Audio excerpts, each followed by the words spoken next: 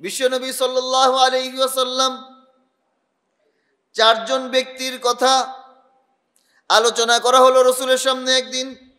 বানি ইসরাইল থেকে আবাদুল্লাহ সামানিনা আমা, যারা একাধারে আল্লাহর ইবাদতে 80 বছর যাবত মগ্ন ছিলেন।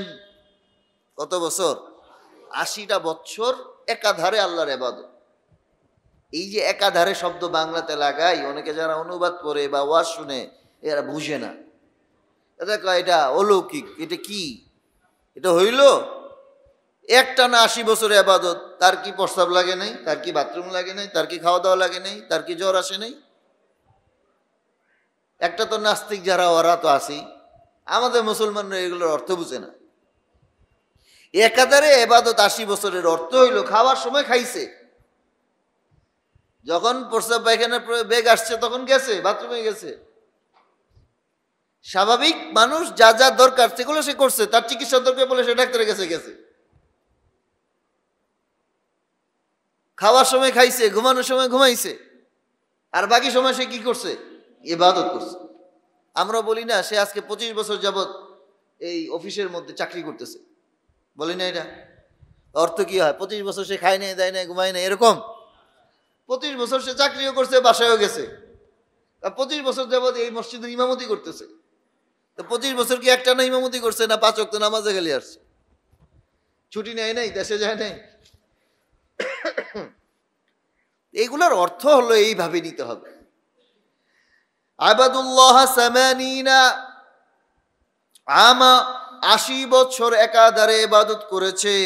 পার্থক্য হলো লাম ইয়াসুহু তরফাতা আইনিন, এই 80 বছর ইবাদতের মাঝে যেই কাজটা তাদের হইছে, একটা চোখের পলকের জন্য আল্লাহর নাফরমানি হয় নাই। বলি সুবহানাল্লাহ।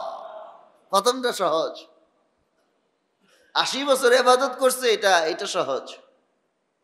লাম ইয়াসুহু তরফাতা আইনিন, চোখের এক পলকের জন্য কোনো গুনাহ করে নাই, এটা হলো বৈশিষ্ট্য। তারকে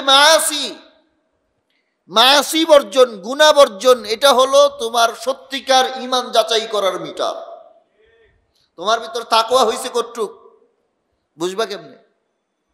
নামাজ তো সবাই পড়বে, হজ তো সবাই করবে, টাকা থাকলে উমরা, যাতায়াত ব্যবস্থা ভালো, এখন ঘরে ঘরে উমরা করতেছে, আলহামদুলিল্লাহ, ভালো লক্ষণ।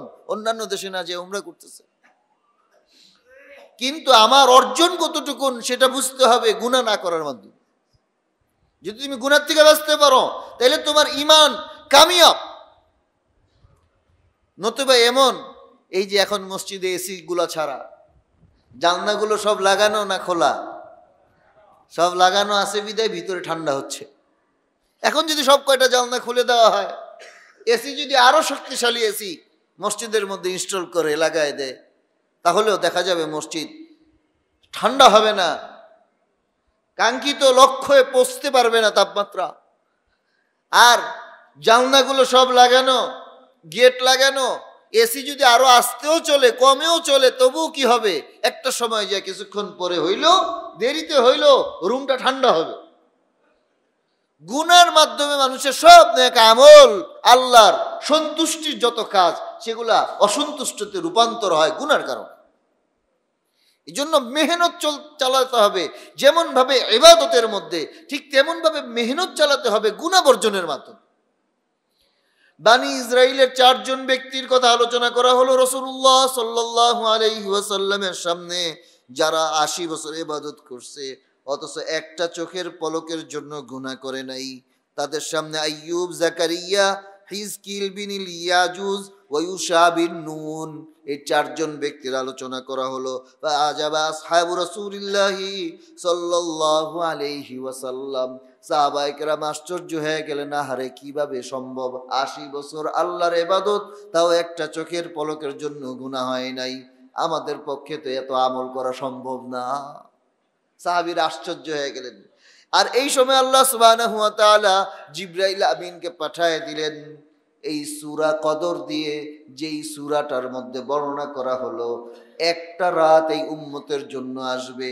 নবীর উম্মতরা, নবী একটি রাত ইবাদত করবে, যেই এক রাত ওই 80 না 83 বছর 4 মাস ইবাদতের চাইতে বেশি সওয়াব।